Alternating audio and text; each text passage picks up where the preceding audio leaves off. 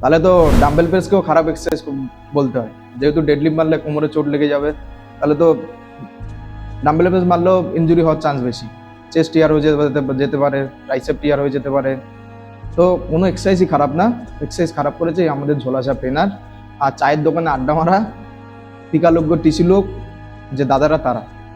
এগুলো হচ্ছে mandatory lift, এগুলো তোমার মানে যতদিন জিম করো ততদিন রাখা উচিত।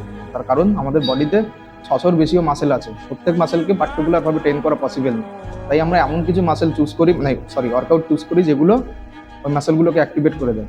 যেসব দাদারা বলে যে ডেডলিফট করিস না, স্কোয়াট মারিস না, কোমরে চোট লেগে যাবে, তাদের কথা শুনো না। কারণ এগুলো তুমি করো, যদি আমার কথা শোনো, এগুলো তুমি করো যাতে তোমার 40-50 বছর বয়স অবধি গিয়ে তোমার যাতে কোনো অসুবিধা না হয়। তো মেইন জিনিসগুলো তোমাকে এগুলো মাথায় রাখতে হবে। পৃথিবীর হেন কোনো অ্যাথলিট নেই যে এইসব এক্সারসাইজ তাদের রুটিনে থাকে না। সেই স্প্রিন্টার হয়ে গেল, রানার হয়ে গেল, ফুটবলার হয়ে গেল।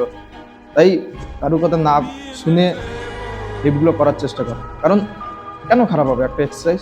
ডেইলি 500 কেজি দিয়ে মারছে যে, তার কোনো ইঞ্জুরি হচ্ছে না। রিসেন্ট হিট করেছে 510 দিয়ে, তার কোনো ইঞ্জুরি হচ্ছে না। অথচ তুমি 100 কেজি দিয়ে হিট করছো, তাতে তোমার ইঞ্জুরি হয়ে যাচ্ছে। এর পেছনে রিজন কি? রিজন নিশ্চয়ই তুমি ঠিকঠাক জানো না, পশ্চাৎ ঠিকঠাক নেই, তার হচ্ছে মেইন রিজন। তো করো লিফটগুলো, কোনো অসুবিধা নেই, খুব ভালো এক্সারসাইজ।